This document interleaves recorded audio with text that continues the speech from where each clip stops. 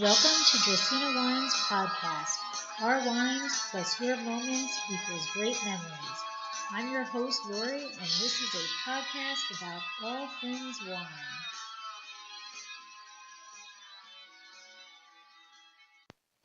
Hey everyone, thanks for tuning into this episode of Dracaena Wines podcast. Today, I'm talking about Portugal and how it relates to Bordeaux. The Millesima Blog Awards was created in 2013 in order to showcase different communities of wine bloggers around the world. This contest is open to all bloggers with a passion for wine and an eagerness to share their writings with 80,000 clients. The Millesima Blog Awards is held in two stages, a registration and a submission phase, during which the articles will be judged by a jury, who then selects 18 finalists, and a submission of finalists that go to the public vote. In early January, I found out that my post was a finalist. There were 3 finalists in my category for wine and food pairing. The posts were then sent out to the public and were voted on. In the end, after a very long 2 weeks, my post had the most votes, and I was informed that I was indeed the winner. Each of the 18 finalists won a large format bottle of wine from a great Bordeaux chateau, and the 6 winners received an all-expense paid to Bordeaux, April 7th through the 13th, at which time we will have the chance to taste wine futures at several prestigious wine estates.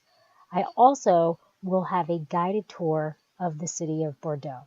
I want to thank everyone who voted for me, because this is a once-in-a-lifetime experience, and I cannot explain how excited I am for it to begin.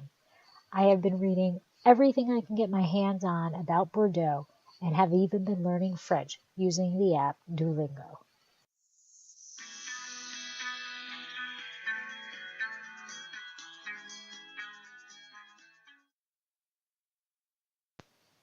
I have to admit that I did spend an exorbitant amount of time researching this topic, but never in my wildest dreams did I think that I would win such a prestigious award for my writing.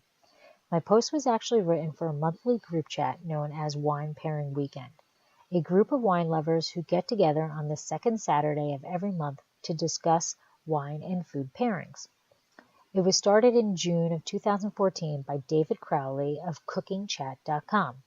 The live chat happens at 11 a.m. Eastern Time on the second Saturday of each month. The Wine Pairing Weekend themes change each month to focus on the pairings. Anyone interested in pairing is welcome to join the chat. Just follow along using the hashtag. I will have a link to the website in my notes. Before I get to the post itself, I would like to ask if you could please hit that subscribe button if you like what you hear. Also, if you could take a few minutes to leave a review of the podcast on your favorite podcast aggregator. The more reviews we get, the more Apple Podcast and other aggregators will show us in their suggested podcast, allowing us to be found by more and more listeners. Thanks.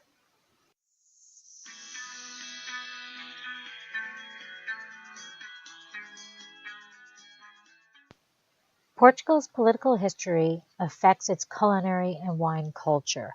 Portugal has had a very tumultuous history. Located in the southern portion of the Iberian Peninsula near the Atlantic Ocean, Portugal was founded in 1128 when Alfonso Henriques defeated his mother in battle and declared himself the sole leader.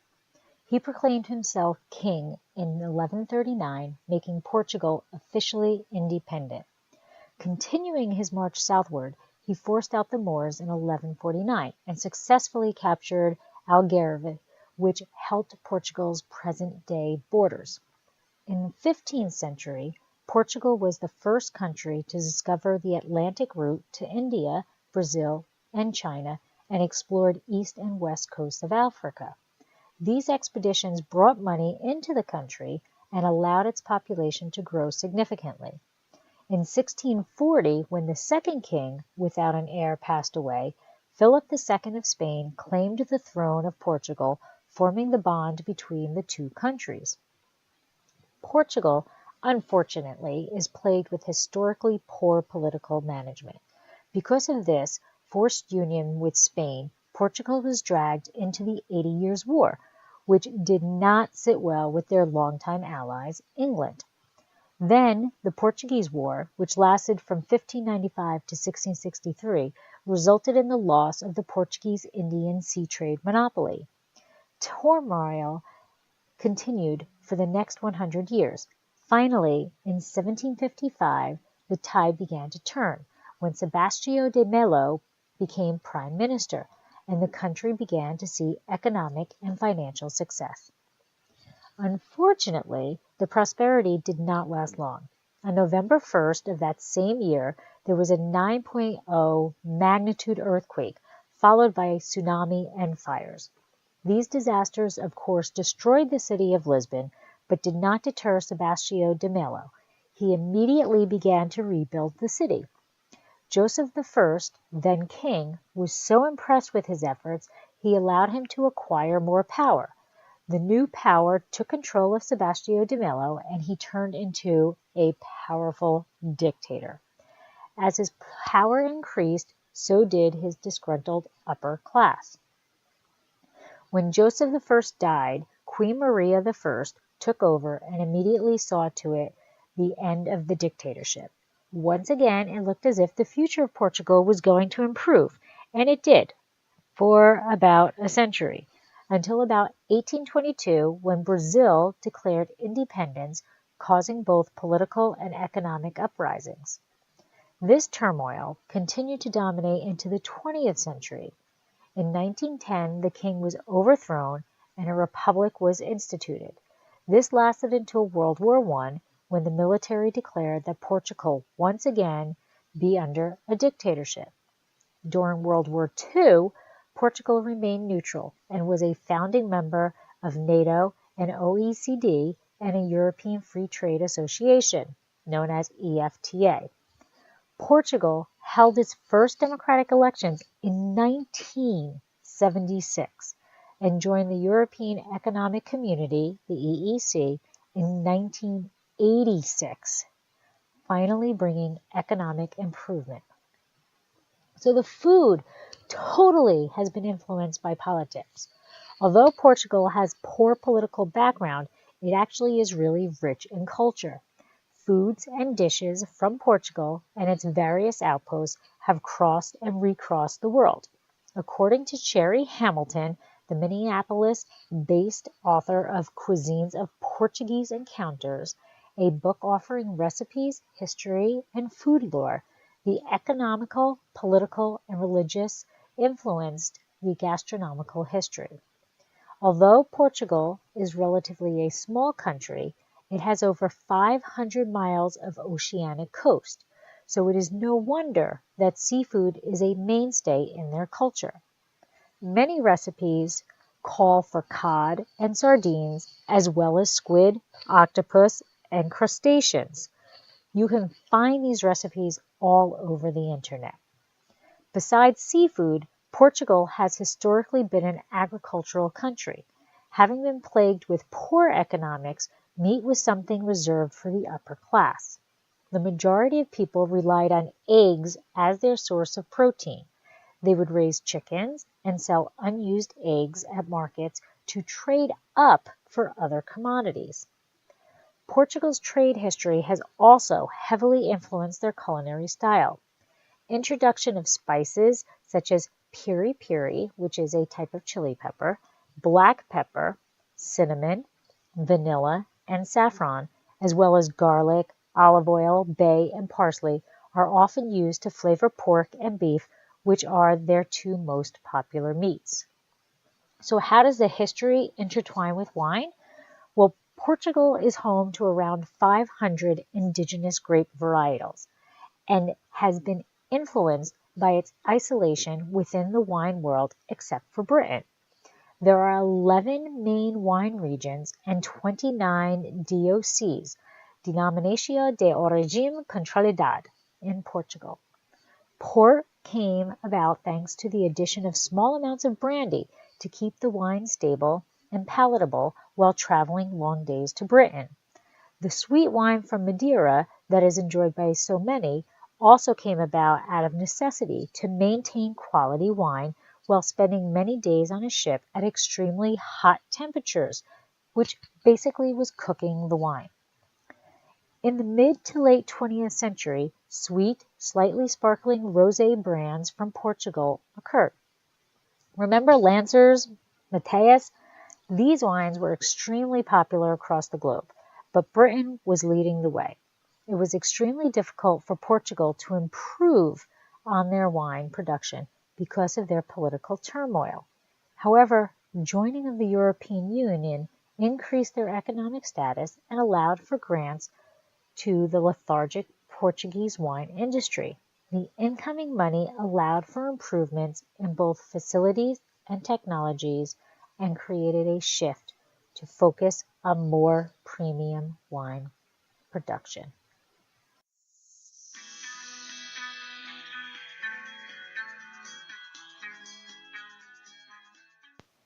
So admittedly, I was really short on time for choosing the wine that I was going to pair with this meal for this occasion.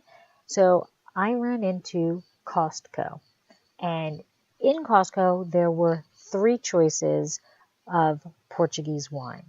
And I really didn't know which one to take. So I kind of was like, I don't know whichever. I'm going to take this. No, I'm going to take that. But in the past, I had done another tasting for Wine Pairing Weekend, and I saw in that tasting, I did a DOC from the Dow region, and I liked the wine. So I saw several and from this region, and I was like, okay, we're set if it's in the Dow region. So what made my final decision, albeit a rather quick decision, was that the Cabriz Calhete Seleccionada had a shelf talker on it. It was ranked number 46 best Portuguese wines in the Wine Spectator, but it did receive 90 points. So I was like, all right, that's what I'm taking. So after researching it, the wine is actually a blend of Touriga Nacional, Tinta Roriz, which is actually known as Tempranillo, and Alfarchero, and it spent 6 months in French oak. I actually was impressed with the wine, and believe it or not, this wine cost $6.99. Now, I'm not going to lie, it actually cost me $13.98 because I bought the bottle for $6.99, went home, and when I opened the door to my car, the bottle fell out and broke, and wine went all over my garage floor. So I had to clean it up, pick up all the glass, head back to Costco, and buy another bottle. But in reality, for you, it would only cost $6.99. And I actually really did enjoy it. In fact, I enjoyed a glass all by itself after dinner. It was really a very enjoyable wine. It was difficult to find information about the winery itself, but I was able to find a few things about the wine. In 1989, in the heart of the Dow demarcated region in the village of Carregal do Sal, born Dow Sol Wine Company Limited, inspired by Thursday Cabriz, a property with a magnificent manor house and a century chapel. 17 has become a benchmark of excellence of the wines of Dow. The vineyards, typically surrounded by pine forests, there are grapes produced in an integrated production system that generated the balanced acidity of wines and delicate aromas of the Cabriz brand. A portfolio that ranges from Cabriz Select Harvest to Top Cabriz 4C through the sparkling and spirits, red grapes, and white are vinified in a winery equipped with the most modern winemaking technology, quality control laboratory, and the tasting room. The wine itself, on the eye, clear, medium, garnet in color. On the nose, it was clean, medium negative, medium minus in intensity. The aromas I got were herbs, mint, dark fruit. It's developing still. On the palate, it was dry, medium minus in tannin, medium in alcohol, body and intensity. The flavors, spice, right up in the front, vanilla and dark berries, and the finish was medium. What did I pair it with? I actually made homemade empanadas, which, let me tell you, was a lot of work. I will put the recipe up on the podcast homepage along with some changes. What I did was I make what I think and what Mike thinks is a kick-ass recipe for flaky pizza crust, and it is amazing for pizza.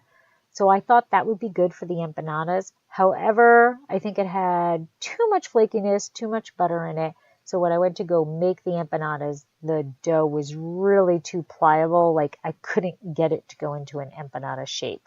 So it didn't really look very pretty. I would definitely kind of just recommend doing a pizza dough from a shopping center, from like a food store, or if you have a basic dough recipe, that's what I would recommend. But because of the Portugal, what I did was in the ingredients, I used spicy sausage links that actually were marinated in chipotle barbecue sauce. And I used onions and, of course, eggs because Portugal used the eggs in all of their history, cloves, and plum tomatoes. Wrap it, and then I just baked it. Did not look pretty, but they really did taste fantastic. So head on over to our podcast homepage. I will have a link to the recipe. I will have a link to the wine pairing weekend so that you might be able to join if you are interested, and have a great week.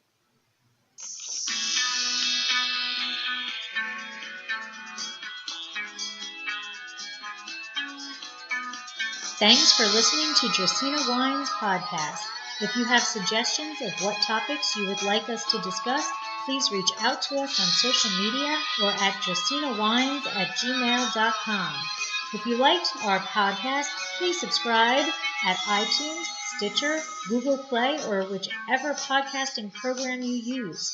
To easily subscribe at iTunes, please go to bit.ly/Dracaena podcast. That's bit.ly/D for Dracaena and capital P for podcast. We would greatly appreciate you leaving a review on your favorite system. It helps others to find us. Let's get social. Find us on Twitter, Instagram, Facebook, Snapchat, Pinterest, YouTube, Google+, and Periscope at @dracaenawines. And I am on LinkedIn as Lori Hoyt Budd. Check out our award-winning wine at dracaenawines.com, and remember to always pursue your passion. Slainte.